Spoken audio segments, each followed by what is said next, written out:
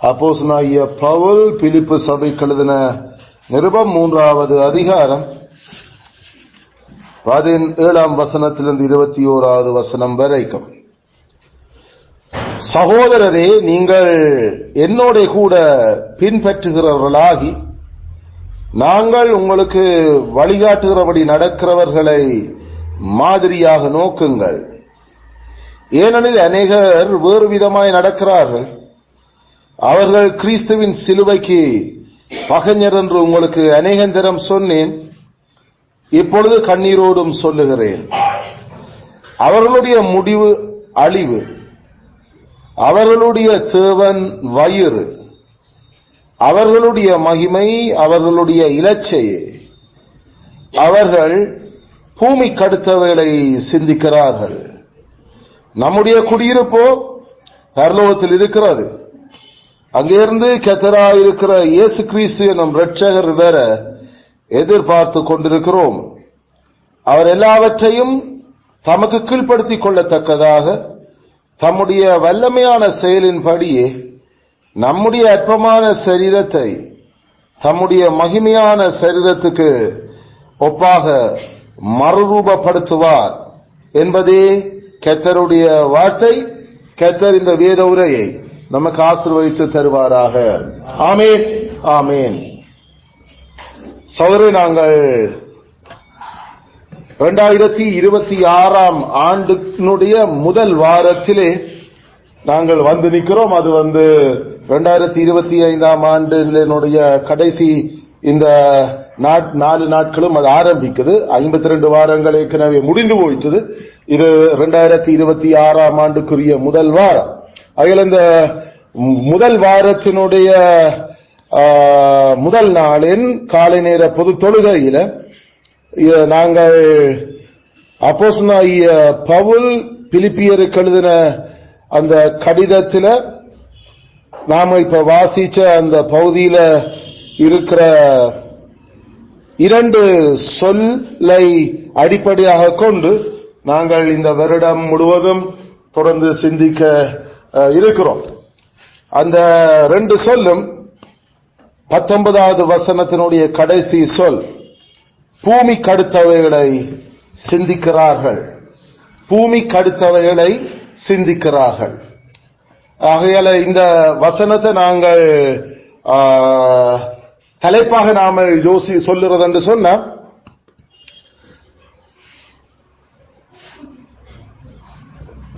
மண்ணுலக மனநிலை. மண்ணுலக மனநிலை. மண்ணுலக மனநிலை.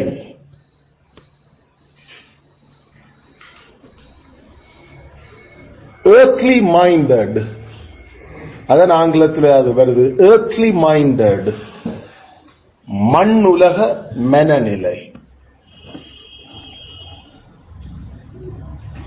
அதுல இந்த பிரசங்க தொடர் வளமை போல எங்களுடைய முற்பிதாக்கள் செய்த பல பிரசங்கங்களை அடிப்படையாக கொண்டு அமைய போகுது. அதுல எங்களுக்கு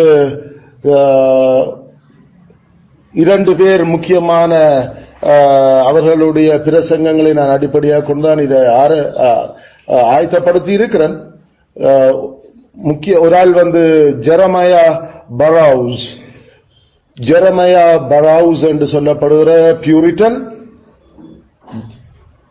ஜெரமையா பரவுஸ். மற்றது Thomas Manton. Thomas Manton. Thomas Manton என்கின்ற அந்த 2 போதகர்மாருடைய பிரசங்கங்களை அடிப்படையாக கொண்டு முதலாவதும் அதே நேரம் தொடர்ச்சியாக நான் இன்னும் 2-3 பியூரிட்டன்ஸனுடைய இதே இந்த பகுதியோடு சம்பந்தப்பட்ட பிரசங்கங்களையும் அடிப்படையாக கொண்டு நான் உங்களோடு பிரசங்கிக்க இருக்கிறேன். அயல் அது இந்த வருடத்திலேயும் அது முடியுமோ தெரியாது. அயல் அது எப்படி என்று சொல்லி நான் இந்த ஸ்கெடியூலை அடிக்கலாம், அது எனக்கு தெரியும். ஆனா இந்த 2 பேருடைய பிரசங்கங்களும் ஏறக்குறைய நமக்கு 8-9 மாசமே அது போக இருக்குது. அயல அதோட சேர்த்து நீ வரப்போற ஏனைய நபர்கள் வில்லியம் ஆஷ்லே, நெத்தனியல், மற்றது கிரீன்ஹில் போன்ற பியூரிட்டன்ஸினுடைய பிரசங்கங்களும் இதோட சம்பந்தப்படுகிறபடியால அவர்களையும் நான் அங்க அதை ரிஃபர் பண்ணி தான் இந்த பிரசங்கங்களை கொண்டு வர இருக்கிறோம். உண்மையில இது நம்முடைய கிறிஸ்தவ நடக்கையை குறித்த பிரசங்கம். நாங்கள் போன 4 வருஷமும் குடும்பத்தை குறித்து நாங்கள் குறிப்பாக பார்த்து கொண்டு வந்த நாங்கள் இந்த வருஷம் நாங்கள் அடுத்த வருஷமும் தனிப்பட எங்களுடைய பர்சனல் வாழ்க்கை, தனிப்பட்ட வாழ்க்கையில சம்பந்தப்படுகிற விடயங்களாகத்தான் இது இருக்கும். ஆகல நாங்கள் சென்ற 4 வருஷம் காலம் பிரசங்கங்கள் அது ஃபேமிலி கன்சர்ன் அல்ல, அது குடும்பத்தை குறித்து நாம படிச்சது. இந்த வருஷமும் அடுத்த வருஷமும் அது தனிப்பட்ட வாழ்க்கையினுடைய நடக்கையை குறித்த பிரசங்க தொடரா இருக்கும். அது நேரம் எங்களுக்கு மத்தியானங்களில் நாம கிறிஸ்துவனுடைய சர்வ ஆட்சியும் ஆளுமையும் குறித்து அப்போகலிப்சிஸ்ல பார்ப்போம். இரவு எங்களுக்கு கிறிஸ்தவ போராட்டத்தை குறித்து நாம அதுல அந்த பிரசங்கங்களை கவனிச்சு கொண்டு போறோம். அதுல அந்த ரெண்டும் கூட அது அநேகமா 2026 அது தொடர்ந்து கொண்டு போகும் என்று நான் நினைக்கிறேன். அதுல 2 வருஷமா நாம அதை சிந்திக்க வேண்டியிருக்கும். அதுல நம்மளுடைய பிரசங்கத்தினுடைய தலைப்பு எப்பயுமே நாம சொல்லுவோம் மண்ணுலக மனநிலை. மண்ணுலக மனநிலை.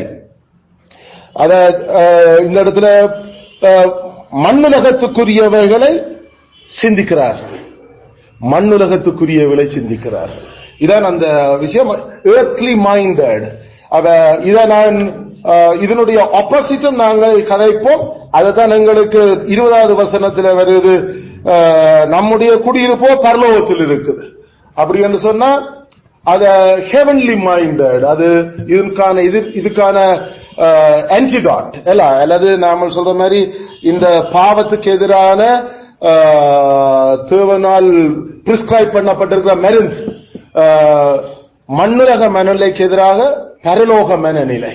அதான் அது இன்னும் ஒரு பிரசங்க தொடராக இதோட சேர்ந்து வரும்.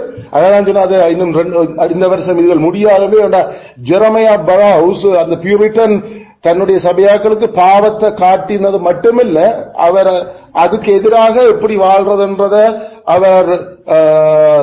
அவர் ஹெவன்லி மைண்டட் என்று சொல்லி அடுத்த பிரசங்க தொடர்ல அவர் ஒரு 27-28 பிரசங்கங்களை அதுல கொண்டு செய்திருக்காரு. அது 20வது வசனத்தை அடிப்படையாக கொண்டு அதில் அங்க வரைகளை நாம ஜோனோவன் பியூரிட்டன் ஜோனோவனையும் எல்லாம் கொண்டு அது ஸ்பிரிச்சுவல் மைண்டட்னஸ், அதாவது ஆவிக்குரிய சிந்தை என்றது எல்லாம் அப்ப அதுக்குள்ள தொடர போகுது. அதில் இது சில வழியில நாம யோசிக்கிற மாதிரி ஒரு 2-3 வருஷம் இது இந்த தொடர்கள் போகுது. அதுல பல பியூரிட்டன்ஸினுடைய மெசேஜ்களை நான் அப்படியே படிச்சு வடிச்சு அடிச்சு சேரமாக்கி உங்களோட கூட பகிர்ந்து கொள்ள இருக்கிறேன்.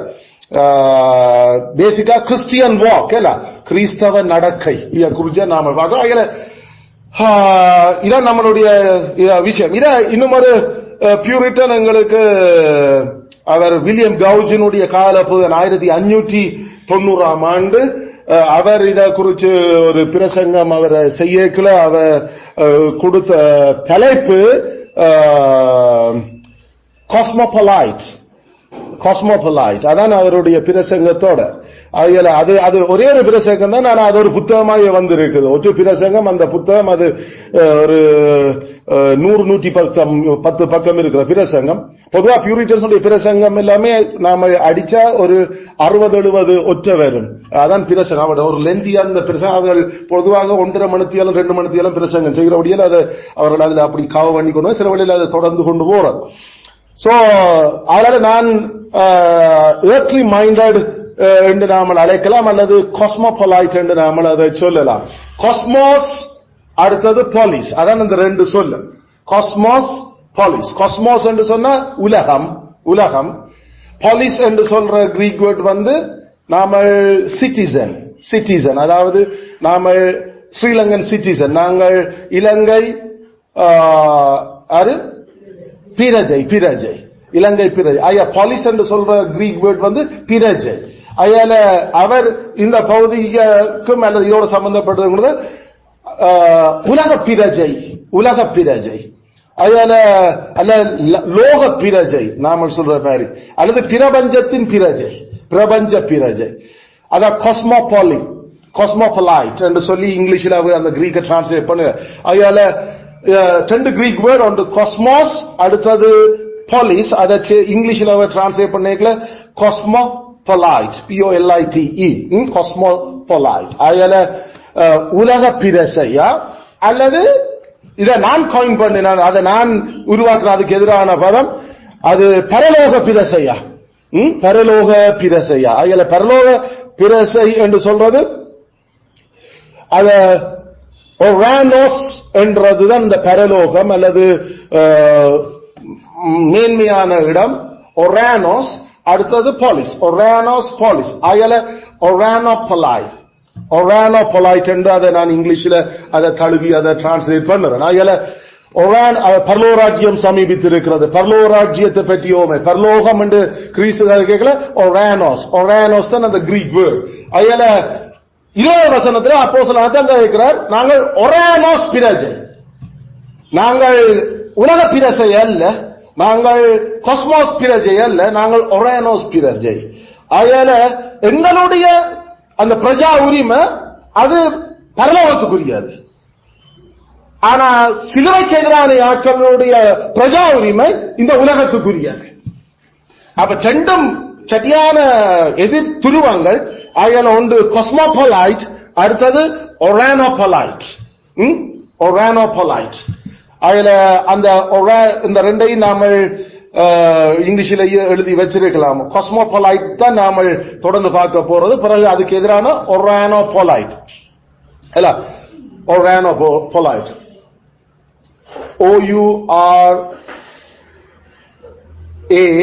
OURANO, NO, ஒரானோபொலைட். அது கிரீக் அப்படியே டிரான்ஸ்லேட் பண்றோம்னா, காஸ்மோஸ் அப்படியே டிரான்ஸ்லேட் பண்ணக்கூடிய COSMOS, காஸ்மோஸ், அதான் காஸ்மோபொலைட். அது ஒரானோ அல்ல, அது கிரீக்ல OURANO,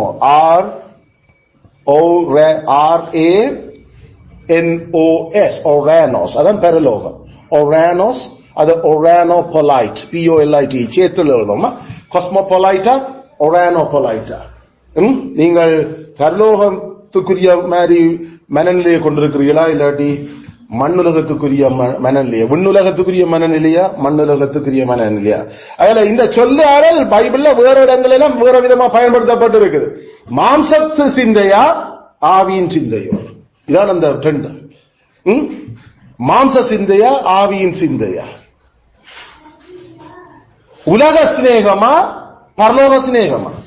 ஆகையால சரியான சீரியஸான இஷ்யூ நாம டீல் பண்ண போறோம். அது தனிப்பட்ட ரீதியில கிறிஸ்தவர்களாக நம்மளுக்குள்ள நாம எந்த சிந்தையில இருக்கிறோம், எந்த சிந்தை எங்கள இருக்குது?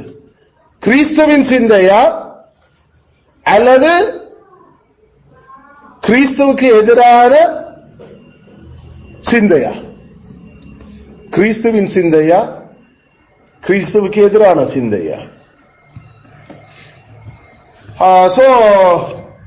அதைத்தான் நாம இந்த இடத்துல அவர் பூமிக்கு அடுத்தவைகளை சிந்திக்கிறார்கள். மண்ணுலக சிந்தையா, விண்ணுலக சிந்தையா? மண்ணுலக சிந்தனை அல்லது சிந்தை, விண்ணுலக சிந்தை, மண்ணுலக சிந்தை, விண்ணுலக சிந்தை. அதனால இந்த சொல்ல நாம முதல் விளங்கி கொண்டாங்களா? காஸ்மோபொலைட் அல்லது earthly minded, இந்த சரியான மாம்சத்துக்குரிய ஆள் போல இருக்குது நாம சொல்ல. மாம்சத்துக்குரிய ஆக்கள், அதாவது உலகம் யோசிக்கிற மாதிரி யோசிக்கிற ஆக்கள், உலகத்து கிறிஸ்துவ நம்பாத ஆக்கள் யோசிக்கிற மாதிரி யோசிக்கிற ஆக்கள். அப்ப இந்த விஷயத்தை தான் நாம முதலாவது எங்களை குறிச்சு ஆராய போறோம். இது நாங்கள் ஏற்கனவே 20ஆம் ஆண்டு 21ஆம் ஆண்டு எடுத்த பியூரிட்டன் தாமஸ் புரூக்ஸினுடைய அந்த சாத்தானின் தந்திரங்களும் தப்பித்துக் கொள்ளும் வழிகளை நாங்கள் இதை எங்களை பர்சனல் அந்த கிறிஸ்டியன் போக்கத்தை நாங்கள் சிந்திச்சிருந்தோம். நாங்கள் ஏர் உண்மையிலே என்று. அதுல இது இப்போ ஒரு 3 வருஷத்துக்கு பிறகு திருப்பி நான் அதை கொண்டு வரேன். அந்த விஷயத்தை நாம கையாள வேண்டாம். நம்மட வாழ்க்கையில வசதி இல்லாட்டியும் இந்த பாவம் இருக்கும், வசதி இருந்தாலும் இந்த பாவம் இருக்கு. வசதிகள் நம்மளோட இல்லாட்டியும் இந்த பாவம் இருக்கும். வசதிகள் இருந்தாலும் இந்த பாவம் இருக்கு. அதனால நம்மளுக்குள்ள இந்த பாவம் எங்கெங்க இருக்குதுன்றத படம் பிடிச்சு காட்டிருக்க அந்த தேவனுடைய மனுஷன் ஜெரமியா பரவுஸ். அது சரியான முக்கியமான அந்த டாக்டருடைய வேலை அவங்க செய்திருக்கிறோம். அதை நாங்கள் தொடர்ந்து பார்க்க இருக்கிறோம்.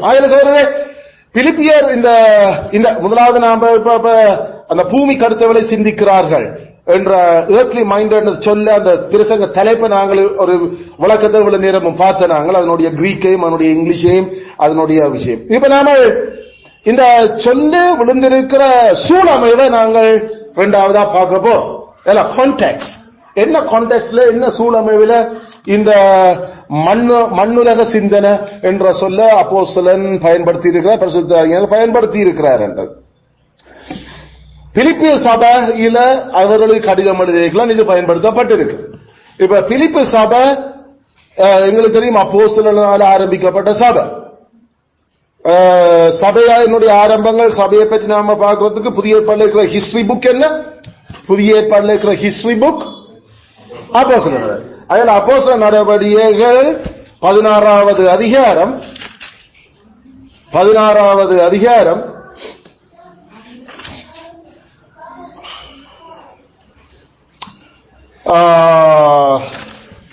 நம்மளுடைய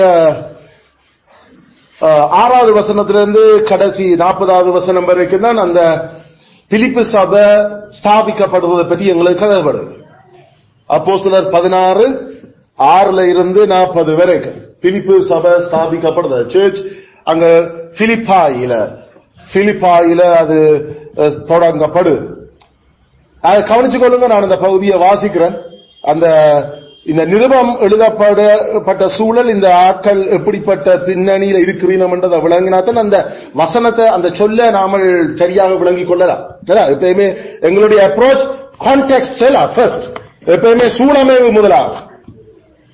6வது வசனம், அவர்கள் பிரிகியா கலாத்தியா நாடுகளை கடந்து போன போது ஆசியாவிலே வசனத்தை சொல்லாதபடிக்கு பரிசுத்த ஆவியாலே தடை பண்ணப்பட்டு மீசியா தேசம் மட்டும் வந்து பித்திரியா நாட்டுக்கு போக பிரயத்தனம் பண்ணினார்கள். ஆவியானவரோ அவர்களை போக விட்டாதிருந்தார். அப்பொழுது அவர்கள் மீசியா பக்கமாய் போய் த்ரோவாவுக்கு வந்தார்கள். அங்கே ராத்திரியிலே பவுலுக்கு ஒரு தரிசனம் உண்டாயிற்று. அது என்னவெனில், மெக்கதோனியா தேசத்தான் ஒருவன் வந்து நின்று, நீர் மெக்கதோனியாவுக்கு வந்து எங்களுக்கு உதவி செய்ய வேண்டும் என்று தன்னை வேண்டிக் கொண்டதாக இருந்தது.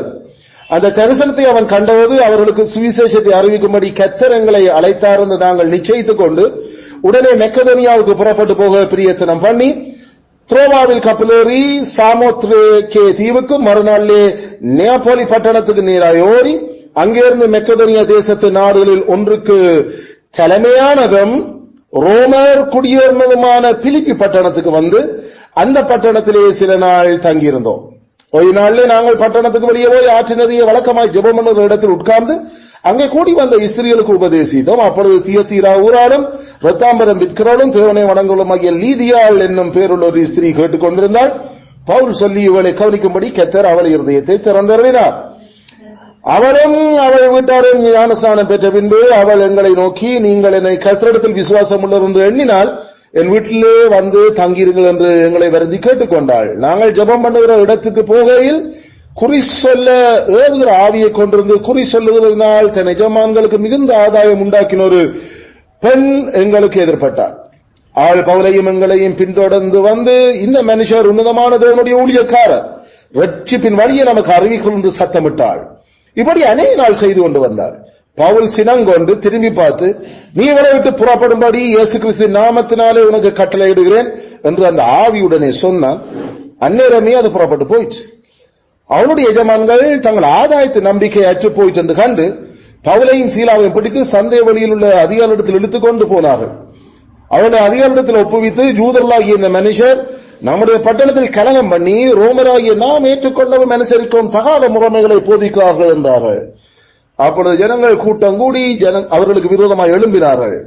அதிகாரிகள் அவர்கள் வஸ்திரங்களை கிழித்து போடவும் அவர்களை அடிக்கவும் சொல்லி அவர்களை அநேக அடித்த பின்பு சிறைச்சாலையிலே வைத்து அவர்களை பத்திரமாக காக்கும்படிக்கு சிறைச்சாலைக்காரனுக்கு கட்டளையிட்டார்கள். அவன் இப்படிப்பட்ட கட்டளையை பெற்று அவர்களை உட்காவலறையிலே அடைத்து அவர்கள் கால்களை தொழுமரத்தில் மாட்டி வைத்தான். நடுராத்திரியிலே பவுலும் சீலாவும் ஜெபம் பண்ணி தேவனை துதித்து பாடினார்கள். காவலில் வைக்கப்பட்டவர்கள் அதை கேட்டுக் கொண்டிருந்தார்கள். சடுதிலே சிறைச்சாலையின் அஸ்திவாரங்கள் அசையும்படியாக பூமி மிகவும் அதிர்ந்தது. உடனே கதவுகள் எல்லாம் திறவுண்டது. எல்லாருடைய கட்டுகளும் கலந்து போயிட்டு சிறைச்சாலைக்காரர் நித்திரையிலிருந்து சிறைச்சாலையின் கதவுகள் திறந்திருக்கிறதை கண்டு கட்டுண்டவர்கள் ஓடிப்போனார்கள் என்று எண்ணி பட்டியத்தை உருவி தன்னை கொலை செய்து கொள்ள போனான். பவுல் மிகுந்த சத்தமிட்டு, நீ உனக்கு கடுதி ஒன்றும் செய்து கொள்ளாதே, நாங்கள் எல்லாரும் இங்கேதான் இருக்கிறோம் என்றான்.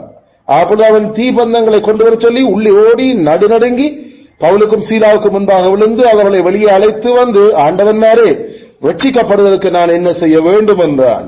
அதுக்கு அவர்கள், கர்த்தராகிய இயேசு கிறிஸ்துவை விசுவாசி, அப்பொழுது நீயும் உன் வீட்டாரும் ரட்சிக்கப்படுவீர்கள் என்று சொல்லி அவனுக்கு அவன் வீட்டில் இருந்த யாவரும் கர்த்தருடைய வசனத்தை போதித்தார்கள். மேலும் ராத்திரியில அந்நேரத்திலேதானே அவன் அவர்களை அழைத்துக் கொண்டு போய் அவர்களுடைய காயங்களை கழுவினான்.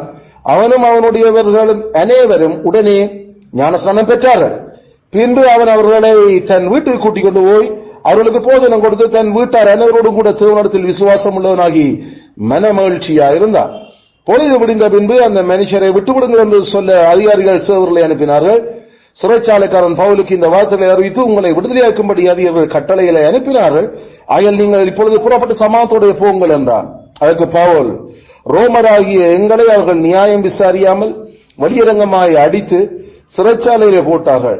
இப்பொழுதும் ரகசியமாய் எங்களை விடுதலையாக்குறார்களோ? அப்படியல்ல, அவர்களே வந்து எங்களை வெளியே அழைத்து அனுப்பிவிடட்டும் என்றான். சேவர் இந்த வார்த்தையை அதிகாரிகளுக்கு அறிவித்தார்கள். ரோமராயிருக்க அவர்கள் கேட்ட பொழுது பயந்து வந்து அவர்களுடனே தயவாய் பேசி அவர்களை வெளியே அழைத்துக் கொண்டு போய் பட்டணத்தை விட்டு புறப்பட்டு போகும்படி கேட்டுக்கொண்டார்கள்.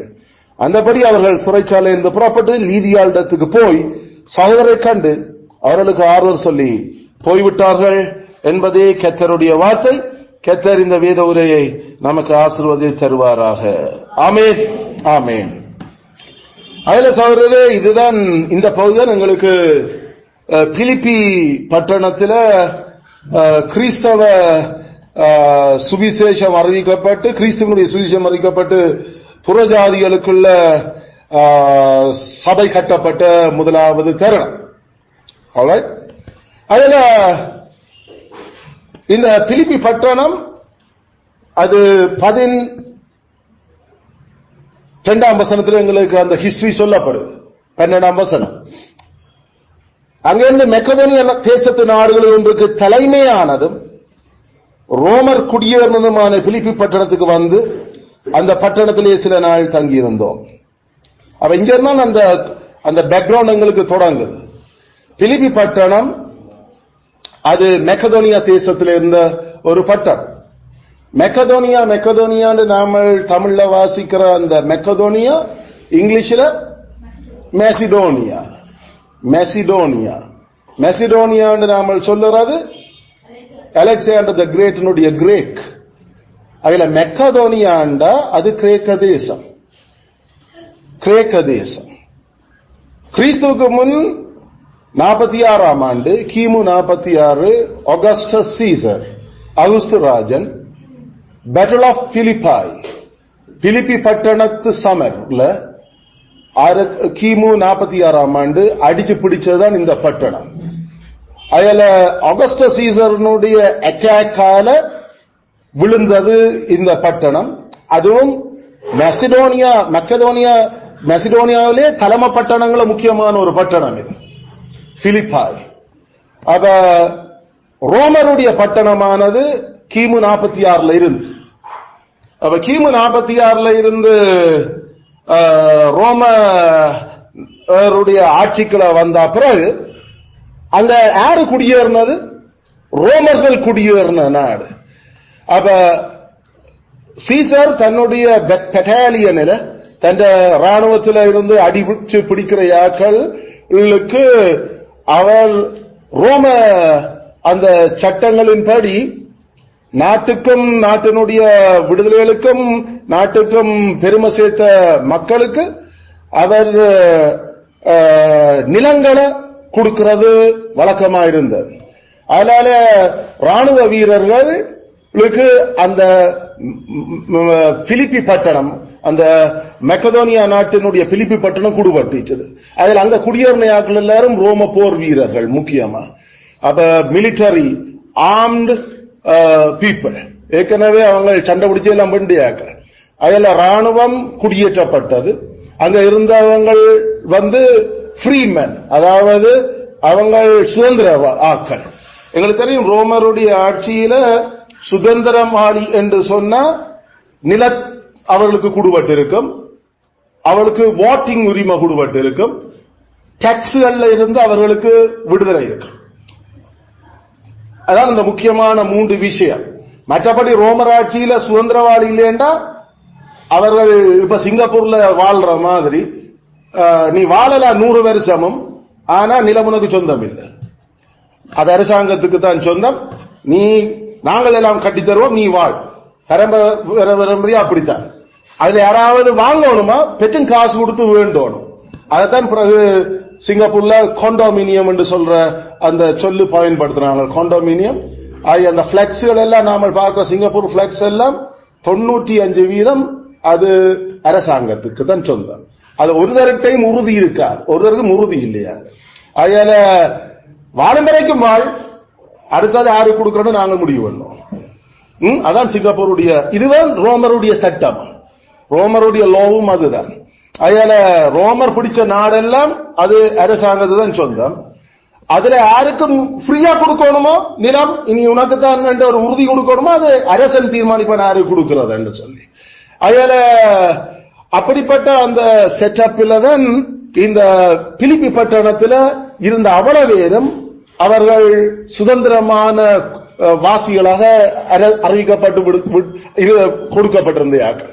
அதனால பிலிப்பி பட்டணம் ஒரு ஃப்ரீ பீப்புள், அதாவது சுதந்திர சுயாதீனம் உள்ளியாக்கள். அவர்களுக்கு உறுதி இருக்குது, அவர்களுக்கு வாட்டிங் பவர் இருக்குது. செனட்ல யார சூஸ் பண்ணணும்ன்றதுக்கு இவங்க ஓட் பண்ணலாம், மற்ற ஒருவனுக்கும் வாட்டிங் பவர் இல்லை. அதுதான் பைபிள் அடிமை சுயாதீனம் கதை கேட்கல, இதைத்தான் கதைக்குது. அதாவது உங்களுக்கு வாட்டிங் பவர் இருக்குதா இல்லையா, உங்களுக்கு காணி உங்களோட சொந்தமா இல்லையா. அதனால ரோம பேரரசுல பைபிள் காலத்துல அங்க புறஜாதிகள்ல குறிப்பா ரோமருடைய ஆட்சிக்குள்ள வாழ்ந்த ஆக்கள்ல இவருக்கும் நிலம் சொந்தம் இல்லையா. அதுக்கு பிறகு அவங்க பிடிக்கிற நிலமும் அவங்களுக்கு தான், அது பலஸ்தீனாவா இருக்கட்டும் அது பிலிப்பியா இருக்கட்டும், எங்க பிடிச்சாலும் இனி உங்களுக்கு நிலம் சொந்தம் இல்லை, அது எங்கடாது. அதனால இல்ல அதுல நீங்கள் சில பேர் வச்சிருக்க போறீங்களோ டெக்ஸ் கட்டு எங்களுக்கு. அப்ப அதாலதான் அந்த பைபிள் காலத்துல எங்களுக்கு தெரியுது ஆயக்காரர் அந்த சொல்லு திருப்பி பயன்படுத்தப்பட்டது. ஏண்டா பலஸ்தீனாவில இருக்கிற சில அது எங்களுக்கு ஆபிரகாமுக்கு கொடுத்த வாக்குறுதியின்படி கடவுள் எங்களுக்கு வந்து நாங்கள் அதை விட்டு தர மாட்டோம், அதனால அப்படி என்று சொல்லி அவங்களோட முரண்பட்டு பெரும் பிரச்சனையா இருக்கீங்க. அப்ப அப்படி சொன்னாங்க, ஓகே அப்ப அதுக்குரிய வருஷம் காசை கட்டு எங்களுக்கு. அப்ப அது பெரும் தொகை. ஆகல அது ஒரு விதமான ஒடுக்குமுறை தான். இது இல்ல எபிரேய குடியரசனுடைய செட்டப். கத்தர் இத ஒரு தேவபக்தியான ஆட்சி என்று சொல்ல இல்லை. தேவபக்தியான ஆட்சி என்ன, ஒவ்வொரு குடும்பத்துக்கும் நிலம் சொந்தம். அதுல எபிரேய குடியரசுல 12 கோத்திரத்துல இருந்து வந்த 6 லட்சம் புருஷருக்கும் அந்தந்த குடும்பத்தாக்களுக்கு புருஷன்மாரு எல்லாருக்குமே நிலம், அது அவருக்குரிய சொந்தம். ஆனா அங்கேயும் என்ன ஆண்டு சொன்னார், அரசன் நிலம், அதனால விற்கிறாது நீங்க. அப்ப அந்த செட்டப்பை கவனிச்சு சொல்லுங்க, இந்தியன் அரசன் நிலம், ரோம அரசன் நிலம், நீங்க விற்கலாது. அப்ப அந்த மாடல் எடுத்து ஒடுக்குமுறைக்கு பயன்படுத்தினாங்க. ஆனா ஆண்டவர் கொடுத்தது அவர் ஒடுக்குமுறைக்கு இல்ல, அவங்களுடைய ஆண்டவர் நிலத்தை அவங்க இம்ப்ரூவ் பண்றதுக்கும் அதனூடாக கத்தர்ல சார்ந்தது கத்தரை மகிமைப்படுத்துறது அந்த நிலம் கொடுப்பட்டது. அதுல நிலம் இருந்தா ஓட்டிங் இருக்குது. அப்ப ரோமர்ல நிலம் இல்ல, அதுல ஓட்டிங் இல்ல. இதான் அந்த டெபினிஷன். இப்படித்தான் அந்த பைபிள் காலத்துல ரோமருடைய ஆட்சியில் ஓடிக்கொண்டிருந்த விஷயம். அது இப்பயும் பல நாடுகள்ல இருக்கு. இப்ப சிங்கப்பூர்ல ஓட்டிங் இருக்குது, ஆனா நிலம் உனக்கு இல்ல. அதுல என்ன தாங்கள் இருக்கிற யாக்களோட ஏதோ ஓடணும் கொள்ளணும் என்ற அந்த ஜனநாயகத்தையும் காட்டணும்ன்றது. சோ அது பைபிள் படி உண்மை. 20 வயசுக்கு மேற்பட்ட ஆண்கள் ஓட் பண்ணலாம், ஆனா ராணுவத்தில் இருக்கணும். அதே நேரம் அவர்கள் கல்யாணம் செய்த அவர்களுக்கு நிலம் இருக்கு. நிலம் ஓட்டிங் ராணுவம், நிலம் ஓட்டிங் ராணுவம். இதைத்தான் ரோமரும் பின்பற்றினாங்க. நிலம் ஓட்டிங் ராணுவம், ராணுவமா உனக்கு நிலம் உனக்கு ஓட்டிங். அதுல இந்த பின்னணியில இருந்ததான் எங்களுக்கு தெரியும். அந்த மெசிடோனியா, மக்கதோனியா, அந்த கிரீக் நாட்டுல பெரும் அந்த சாம்ராஜ்யத்துல அடிச்சு பிடிச்ச அந்த பெரிய ஒரு தலைமை பட்டணம் பிலிப்பாயில, இப்ப அங்க பிலிப்பிய அங்க இருந்தவன் எல்லாம் இப்ப அடிமை, ஆனா குடியேறினவன் எல்லாம் சுயாதீனம். அப்ப குடியேறினாக்கள் எல்லாம் யாரு? ரோமர். ரோமர், அதுவும் ரோம ராணுவ போர் வீரர். சோ இப்ப ஜோசி பாருங்க, அங்க இருக்கிற அந்த சொந்த நாட்டுக்காரனா இருந்தவங்க இப்ப அடிமை, ஆனா வந்து குடியேற்றப்பட்டவன் சுயாதீனன். நாட்டை எப்படி ஆளணும், என்ன நடக்கணும் என்று அங்க ரோம் இத்தாலியாவில இருந்து அறிவிக்கிற சட்டம் தான் இங்க செல்லுபடியா. அதாவது ரோமுக்கும் இத்தாலியா பட்டணம் இத்தாலி, அங்கதான் பெரிய, அதான் ஹெட் அவங்க ரோம். அதுல இருந்து நமக்கு கிரீக்கு வந்து கிரீக்கால கொஞ்சம் மேல நாமல் போனா தான் பிலிப்பா இருக்குது. ஏறக்குறைய 1300 கிலோமீட்டர் பயணம். அதாவது நாம இப்ப இந்தியாவில இருந்து நாம அப்படியே ஒரு யூரோப் கண்ட்ரிக்கு தொடக்கத்துக்கு போற மாதிரி அவ்வளவு தூரம். ஆனா அவ்வளவு தூரத்திலையும் ஆட்ட சட்டம் அங்க இருக்குது, ரோமற்ற சட்டம் தான் இருக்கு. Roman low. அதனால ரோமனுடைய சட்டத்தின்படியே அங்க ஆட்சி நடக்கும். அவங்க சொல்ற அந்த அங்க ரோமனில் அங்க ரோமன் அங்க அரசன் அங்க பிரசன்னமா இருக்க இல்ல, ஆனா சட்டம் அங்க ஆண்டு கொண்டு இருக்கு. அங்க இருக்க மண்டக்களே எல்லாம் அந்த சட்டம். அதன் இங்க வந்து சொன்னாங்க, ரோமராகிய நாம் ஏற்றுக்கொள்ளாத அனுசரிக்கவும் தகாத அந்த சட்டங்களை அவங்க படிப்பிக்கிறாங்க. அப்ப பாயிண்டே அதுதான், பிலிப்பி பட்டணம் ரோமன் ரூலிங், அங்க இருந்தவன் ரோமன். அதுல ரோம விதி, ரோம சட்டங்கள், அது எத்தனையோ 1000 மைல்கள் தாண்டியும் அங்க இருந்தவனுக்கு தெரியும் தாங்கள் ரோமர் என்று சொல்லி. சரிதானே? அதுல நீ ரோமாபுரியில வாழணும் என்றது இல்ல, நீ ரோமனுடைய சட்டத்திற்கு எங்க வாழ்ந்தாலும் நீ ரோமன் தான். அப்ப அங்க உனக்குரிய எல்லா சுதந்திரமும் நீ சுயாதீனம் என்று சொன்ன, சுயாதீனம் உனக்கு அந்த சுதந்திரம் இருக்கு.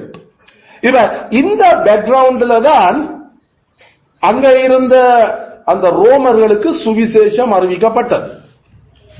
அப்ப பவுலப்போஸ்தலன் இதுவரைக்கும் இந்த அப்போஸ்தலர் 16 வரைக்கும் அவர் நமக்கு தெரியும் ஆசியா என்ற அந்த இடங்கள்ல தான் சுவிசேஷம் போய்கொண்டிருந்தது. ஆசியா, சின்ன ஆசியான்னு நாம சொன்னாமல் நமக்கு தெரியும். எபேசு, சிமிர்னா, பெர்கமு, தியத்திரா, சர்தை, லவோதிக்கேயா, பிலதெல்பியா, இதுகள். அது நேரம் கலாத்தியா, கலாத்தியா நாடுகள், பிரிகியா, அதுகள் எல்லாம் ஆசியா நாடுகள். அதாவது நம்ம இருக்கிற இந்த ஆசியா இல்ல, அந்த யூரோப்புக்கு அந்த ஐரோப்பிய நாட்டோட சேர்ந்த கீழே வர்ற ஒரு பகுதி, அதுதான் அந்த சின்ன ஆசியா. முதலாவது சர்ச் யூரோப்பில் ஐரோப்பியாவில் ஸ்தாபிக்கப்பட்ட முதலாவது சர்ச் பிலிப்பி. பிலிப்பி அது யூரோப்பியன் சர்ச், அது நாம இப்ப அழைக்கிற ஐரோப்பிய இருக்கிற சபை. அப்ப இவ்வளவு நாளும் அறிவிக்கப்பட்டிருந்த சுவிசேஷம் ஒன்று கிரேக்கர் அல்லது ஜூதர், கிரேக்கர் ஜூதர், கிரேக்கர் ஜூதர். ரோமருக்கு சுவிசேஷம் போக இல்லை பிலிப்பி பட்டணத்திலையும். எங்களுக்கு தெரியும் அப்போஸ்தலன் கடைசியா தான் ரோமாபுரிக்கு போற, அங்க சபை ஸ்தாபிக்கப்பட போகுது. ஆனா இது முதலே ரோமர்கள் குடியேறி ரோமர்களா வாழற மக்களுக்குள்ள சபை ஸ்தாபிக்கப்பட்டது. அதுவும் நாம சொல்ற மாதிரி யூரோப்ல ஃபர்ஸ்ட் சர்ச் இன் யூரோப், ஐரோப்பியாவின் முதல் சபை அது பிலிப்பி சர்ச், பிலிப்பிய சபை. அப்ப எங்களுக்கு தெரியும் இத ஸ்தாபிக்கிறதுக்கு ஆண்டவர் கொண்டு போய்க்கல அங்க கட்டற்ற வழி நடத்தல எங்களுக்கு பரிசுத்தவான்கள் காட்டி கொண்டு போற சபைகள் விசுவாசத்துல பரவி பெருகின. அவன் தெர்பைக்கு, லீஸ்திராவுக்கு இப்படி எல்லாம் போய் அங்க தீமோத்தேயு எல்லாம் கண்டு அவனையும் அழைச்சு கொண்டு விருத்தசேதனம் பண்ணி சகல சட்டங்களையும் கை கொள்றதுக்கு அந்த கிரேக்க அந்த ஜூத பின்னணியில் இருக்கிற மக்களுக்குள்ள சுவிசேஷம் அறிவிக்கப்பட்டு சபைகள் அங்க ஸ்தாபிக்கப்பட்டு கொண்டு போனது. இப்ப அவர்கள் 6ஆம் வசனத்தில் 5ஆம் வசனம், அதனாலே சபைகள் விசுவாசத்தில் ஸ்திரப்பட்டு நாளுக்கு நாள் வருகின. இவ்வளவு எந்த சபைகள்? ஒன்று ஜூதர்கள் இருந்த சபை அல்லது கிரேக்கர்கள் இருந்த சபை. அப்ப ஜூதர்களுக்கும் கிரேக்கரானவர்களுக்கும் பிரச்சனை தொடங்கின போது அப்ப கிரேக்க ஜூத ரோம பக்கம் இன்னும் சுவிசேஷமும் கிறிஸ்துவனுடைய சிலுவையும் கதைக்கப்பட இல்லை. அதுக்கு ஒரு காரணம், நம்மளே அடிமைப்படுத்தி புடிச்சு கொண்டிருக்கிறவனுக்கு சுவிசேஷத்தை உடனே கதைக்க போகல. அப்போஸ்தலன் பவுலுக்கு அந்த சிந்தனை இருந்திருக்காது. ஆனா இருக்கிற பிரச்சனைக்கு தேச துரோக முத்திர குத்தி இன்னும் பிரச்சனையாக்குவாங்க. ஏற்கனவே ரோமரங்களை ஆளுகிறார்கள் என்றுதான் ஜூதர்களுடைய பெரிய கோஷம். எப்ப எங்களுக்கு அவங்களோட ஆட்சியிலிருந்து விடுதலை, எங்களை மெசியா வந்து அந்த ரோமத்தை ஆட்சியிலிருந்து விடுதலை ஆக்குவேன். அப்ப இப்படிப்பட்ட சூழ்நிலை இருக்கேக்கல்ல போய் நம்மளே கொண்டு நம்மளே அடிச்சவனுக்கு சுவிசேஷத்தை அறிவிச்சு அங்க சபை ஸ்தாபிக்கிறன்றது அது மனுஷ பிரகாரமா யோசிக்கல நாம ஏற்றுக்கொள்ள முடியாது. இப்போதைக்கு யோசனை இல்லாத விஷயம். நாம யோசிக்கிற மாதிரி இல்ல. விடுதலை புலிகளோட சேர்ந்த அடிவாடெல்லாம் முடிஞ்சு 2009ஆம் ஆண்டு எல்லாம் முடிவுக்கு வந்ததோட பிறகு போலீஸுக்கு ஆள் சேர்ப்புக்கு கூப்பிட்டாங்க. போலீஸுக்கு ஆள் சேர்ப்புக்கு கூப்பிடுக்க நம்ம தமிழாக்கள் யாராவது அதை போய் சேர்றதுக்கு வேலை இல்ல, சரி போய் சேருவோம் சொன்னா நம்மாக்கள் என்ன சொல்றோம், எங்களோட இனத்தைய குளிரத்தவங்களோட கை கோக்குறாங்க. அப்ப வேலைக்கும் போகிறாது அந்த பக்கம். அப்ப அல்லது நாம ஏதாவது அந்யோன்யமா பழகினோம் நாம முத்தத்தை அடிவரடிகள், எங்களுடைய இன துரோகிகள். இப்பயும் கணவர் யாராவது அங்க சேர்ந்து சரி ஐயோங்களோட விடுதலை போராட்டத்துக்கே மண்ணொலி போட்டுட்டாங்க. இப்படித்தான் இன்றைக்கு வரைக்கும் கதைக்கிற. இதை விட நாம இயேசு கிறிஸ்து சேர்ச்சண்டு கூட அதுக்கு சேர்ச்சை காட்டி சமயத்தை காட்டியே சேர்ந்துட்டாங்க சிங்களவனோட. எப்படி பிரச்சனைகள் எல்லாம். இன்னொரு பிரச்சனை, பவுலப்போஸ்தலன் அங்க சுவிசேஷம் அறிவிக்கிறதுக்கு வழி கிடைக்கல. அது இருந்து கொண்டது ஏற்கனவே எரிஞ்சு கொண்டிருக்கிற பெரிய பிரச்சனை தன்னை சொந்த இனத்துக்கள.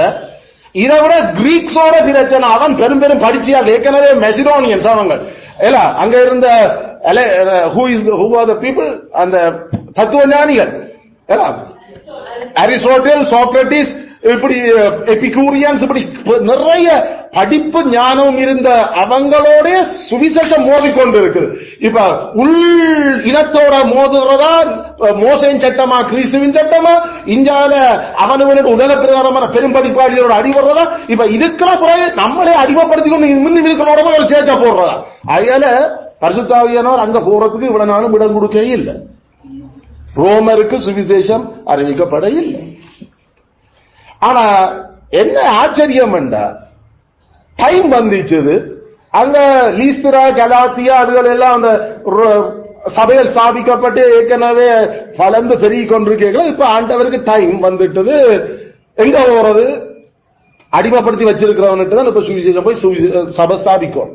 ஆனா பவுலுக்கு அது யோசனை இல்லை. நமக்கு இருக்கக்கூடிய வழி தேவனங்களுக்கு என்ன வழிகளை திறக்கிறார் என்று பார்ப்போம். அப்பா இருக்கிறதோட பிரச்சனையை தூக்கி போடாம போன அவர் இன்னும் பெருகிய கலாத்தியா நாடுகளை கடந்து ஆசியாவுக்குள்ளதான் எங்கேயாவது அடுத்த பக்கம் யோசிக்கிறார்.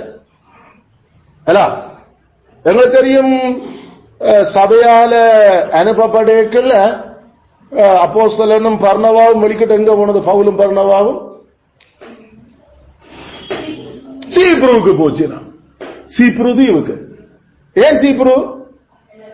அது பர்னவாட இடம். அது பர்னவாட இடம். அதுல சுவிசேஷ அறிவிப்பு என்று நெச்ச உடனே கர்த்தர் சொல்லிருக்கார் வெளிக்கிட்டு. அங்க ஆண்டவர் நமக்கு முன்னால கருவிகளை தான் பயன்படுத்தி கொண்டிருக்கிறார். எந்த இடம் எப்படி போகணும், இப்ப எங்க சந்தர்ப்பம் இருக்குது என்று மெப்ப போட்டு ஓகே லேவியன் பர்னவா அங்க அவன் இடத்துக்கு அப்ப முதல் போவோம், அங்க இருந்து அடுத்த ஸ்டெப் தான். அவர்கள் சீப்ரு தீவுக்கு போச்சு. அங்க இருந்தாலும் அடுத்த விஷயங்கள் தொடங்க. அப்ப சபை கட்டும் நாட்டும் பணி ஆவியானவர் சொல்லுவார், நாம கேட்டுக்கொண்டிருந்து அவர் ஒரு இடம் காட்டுவார், வெளிக்கிடுவோம் என்று பவுலப்போஸ்தலர் வெளிக்கிட இல்ல.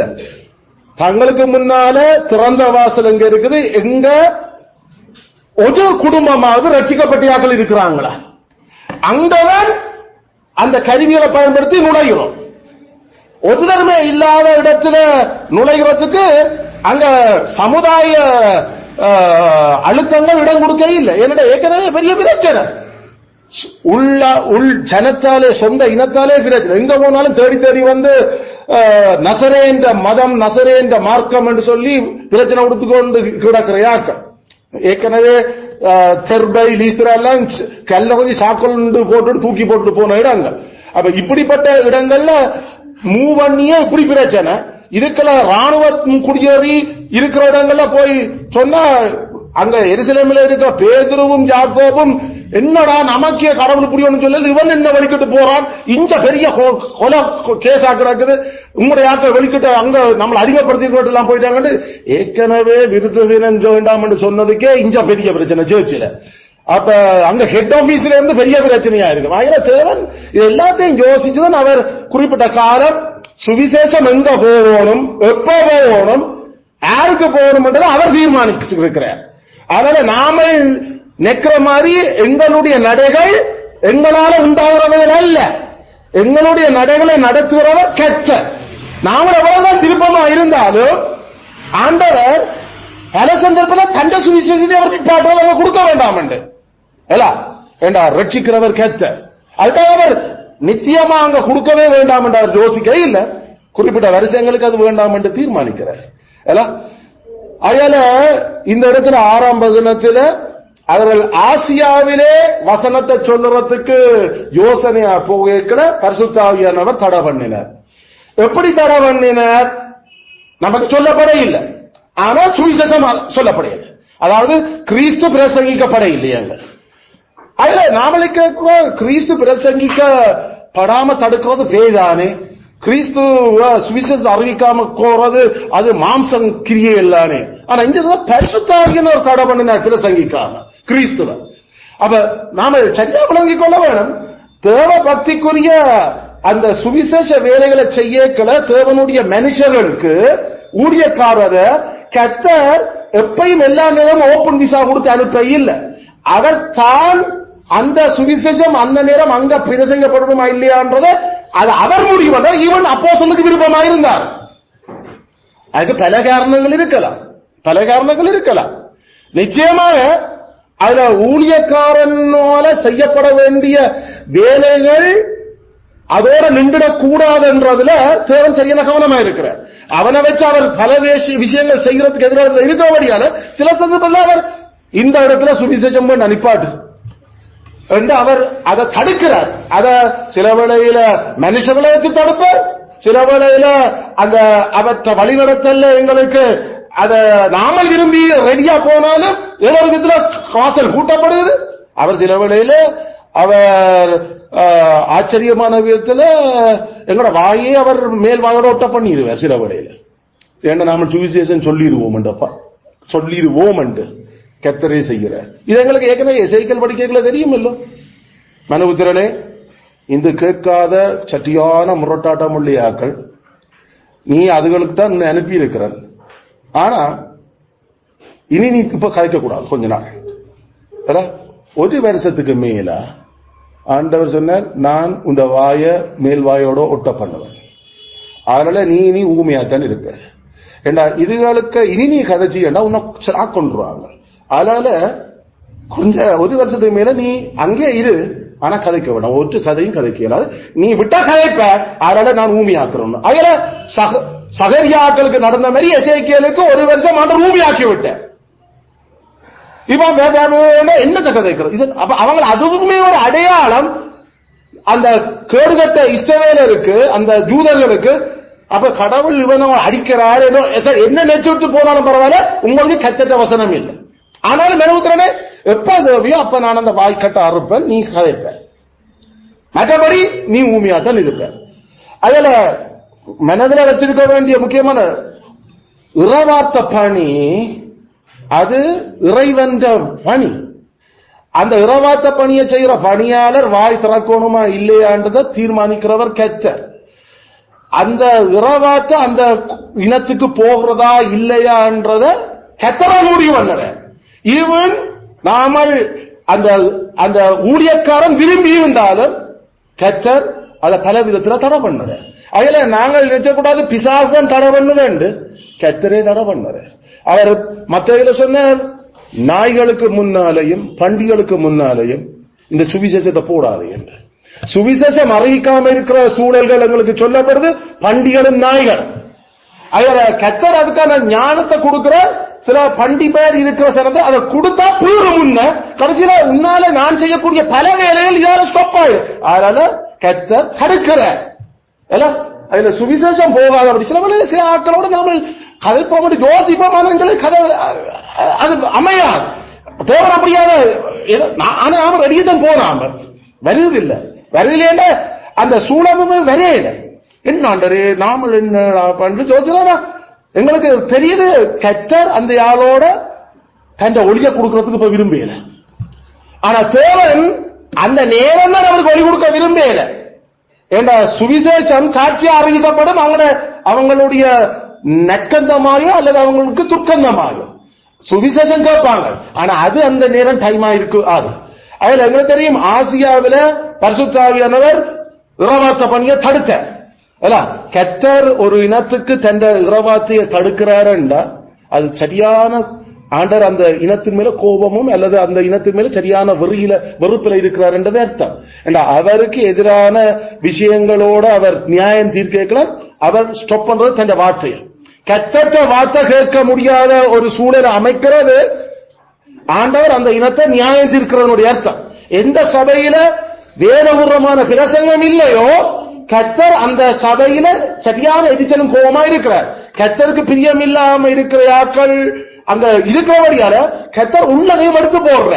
அதனால இறைவார்த்தை பணியாளனால கூட அவன் எவ்வளவு கலைச்சாலும் கர்த்தர் சில வேளையில அதை தடை பண்ணி அவனுக்கு சில வேளையில சுகம் இல்லாமல் ஆக்குறார், அல்லது சில வேளையில அவர் அற்புத விதமா வேற விதமா அதை மாற்றி அமைச்சு தடை பண்ணுறார், ஊமையாக்கி எல்லாம். சில வேளையில மனசே வர விட மாட்டார். இனிமேல் இது என்ன ஏதோ சும்மா இரண்டு பாப்போம். ஏனண்டா ஊழியக்காரன் வேலை என்ன? ஆண்டவர் சொன்ன என்ன?